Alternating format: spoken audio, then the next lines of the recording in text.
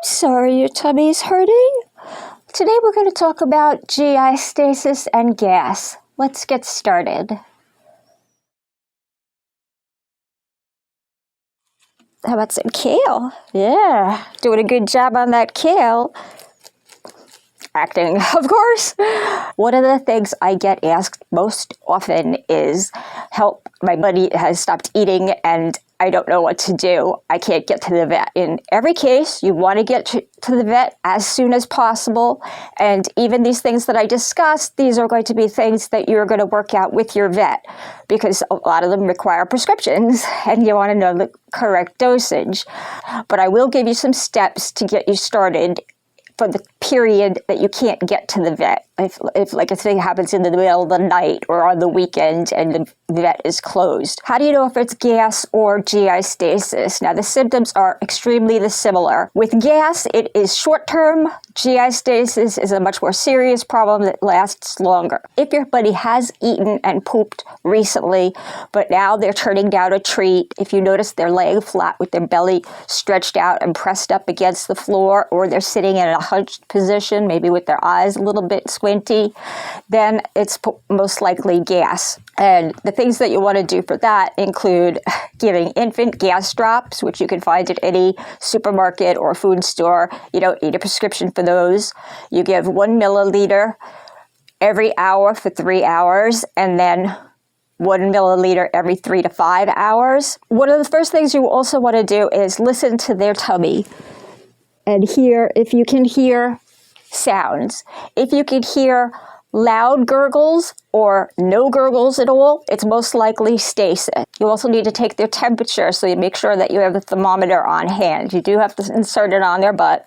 I know that's not any fun, but their temperature should be between 100.5 and 103.5.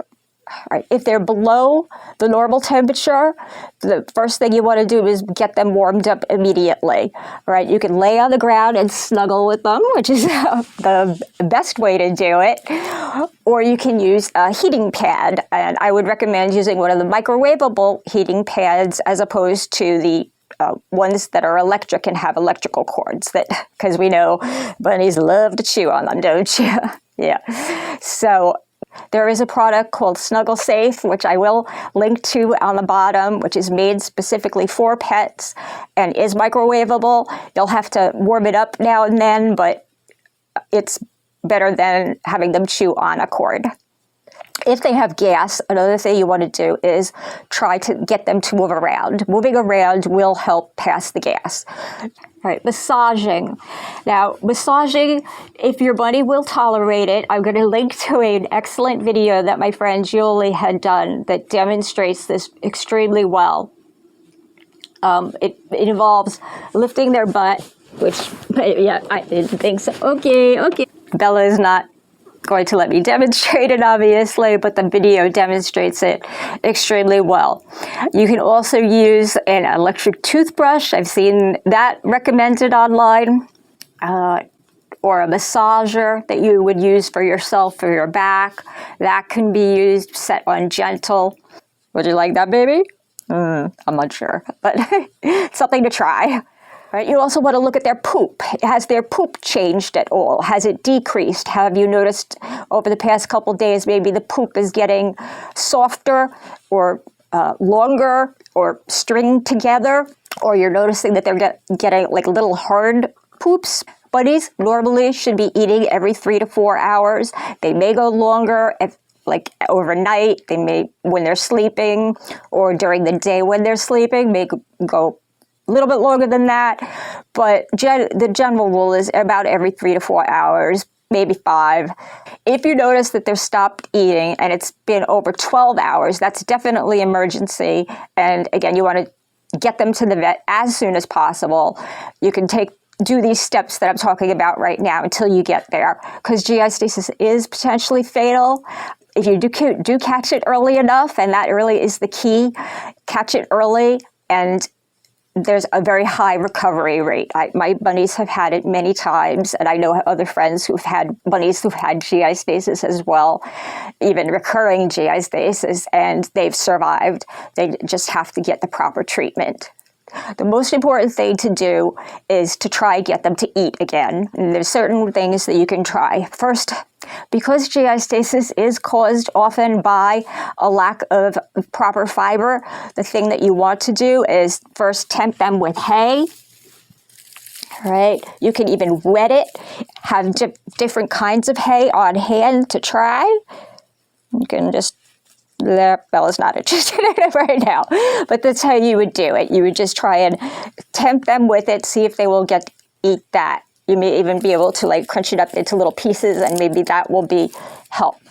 Next, you want to try greens. Leafy greens, stemmed leafy greens like parsley, cilantro are very useful. You can put the stem inside their mouth and see if they will chomp on it. Often they will. If they don't, I know my Barney, when he had GI stasis, he used to just pull it out of my hand and throw it away. But it's definitely something you should try. The leaves also are something that they may chew on. One of the vegetables that works very well for my rabbits is kale.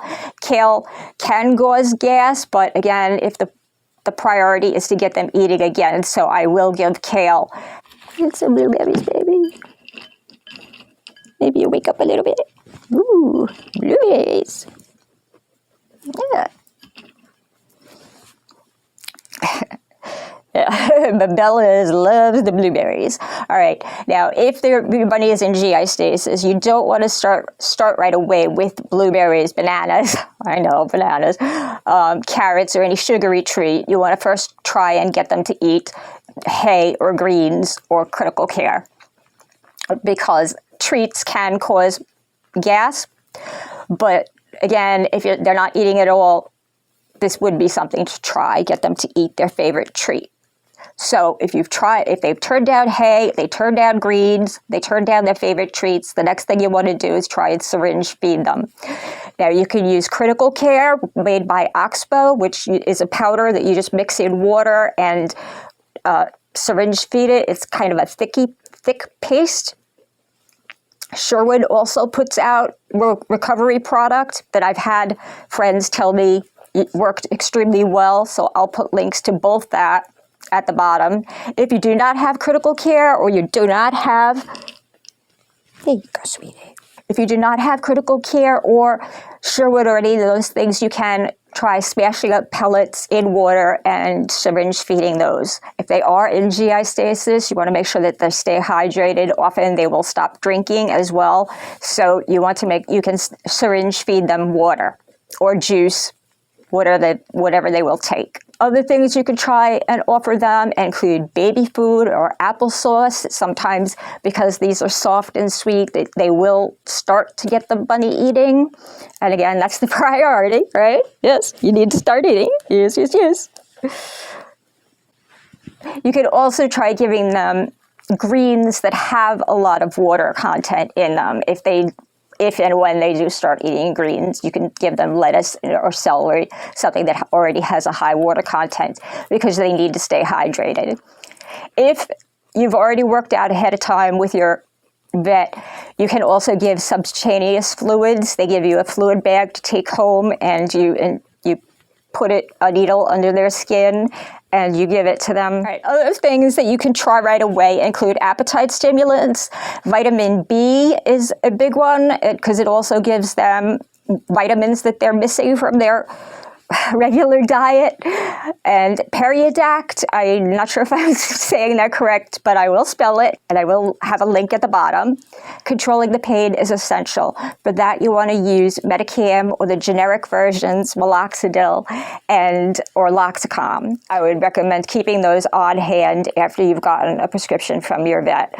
All right, it's also important to reduce the amount of stress in the environment. If you have the bunny in a place where there's a lot of people walking back and forth, you want to put them in a room by themselves. Do not take them away from their bonded partner, though. If they have a bonded partner, they will do much better if they're kept together. I know Fred and Barney do much better when they're together. Other drugs that you will be getting from your vet include Reglan and Propulsid. These are drugs that get the gut moving. They're called motility drugs. They can be used separately or together because they affect different parts of the digestive system. Some vets don't like to use those right away, but most do, and it is recommended by the House Rabbit Society. Right. Another thing that you can try is to give them enzymes that are found in pineapple and papaya. Some people don't like to use these because there are potential side effects, but again, the House Rabbit Society says that they are safe. They will not break down the components in hair, but they could help break down other components. The most effective is the powdered version, and I will link to that below, or canned pineapple juice because the enzymes are still working. If you get just pineapple juice in general, the enzymes will have been cooked and they won't be effective. Now, when your bunny goes into GI stasis, they get an overgrowth of bacteria. So one of the things you might want to consider also using or asking your vet about is a probiotic. Benebec is a very popular one, and you can give that to your bunny. This will help, especially if they're on an antibiotic, and the antibiotic is actually making the good bacteria decrease. This will help counteract that. Another thing that happens in GI stasis is because there are toxins released from all of the bacteria, the liver is in danger. So my friend Cecilia, who runs a bunny sanctuary for many years, told me about milk thistle. This is something I hadn't heard about before, but I would definitely try because milk thistle is good for fighting toxins, particularly in the liver.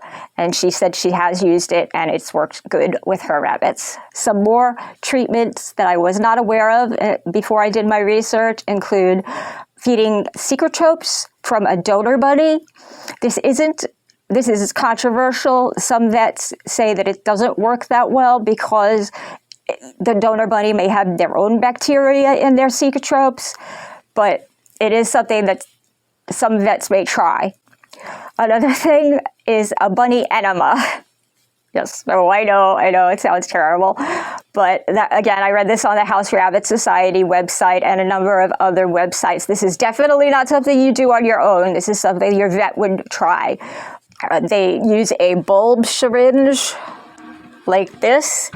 I've never given enemas, but it does look like this, and they just gently squeeze something in. This will help break up the stool and make it loose so it can pass more easily. Don't worry, I'm not going to do that to you. You ready to cheat? Ready to cheat? Good girl.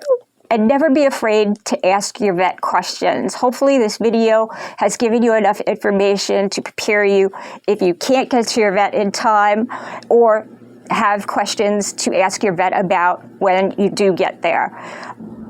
Good girl.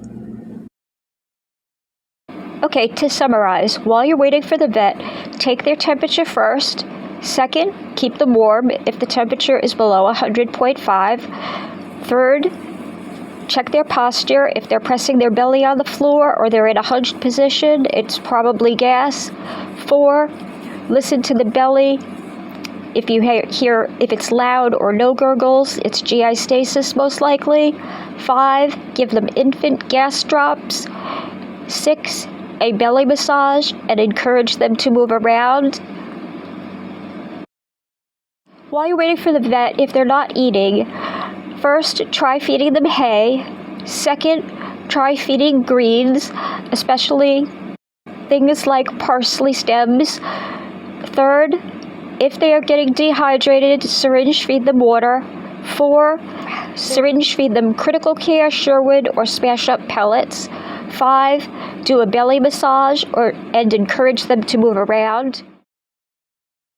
Different medications. 1, prescription pain medicine, Medicam or Meloxicil.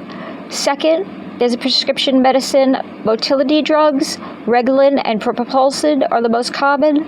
3rd, appetite stimulants, vitamin B is a good one, and Periacetin, which I mispronounced yet again. 4, milk thistle, which is excellent for the liver and getting rid of the toxins. 5, probiotics, including Benebec. Thank you so much for listening. I really hope this was helpful. If you have any questions or experiences that you've had with GI stasis on your own, please leave me a comment because, as I've said many times, we learn from each other. If you enjoyed this video, please give us a big ears up and subscribe to the channel to keep up with Bella, the rest of my bunnies, and more bunny care videos and inspirational videos. I'll be doing more reviews of books and movies. And thank you so much for visiting, and I really hope to see you next time. Thank you.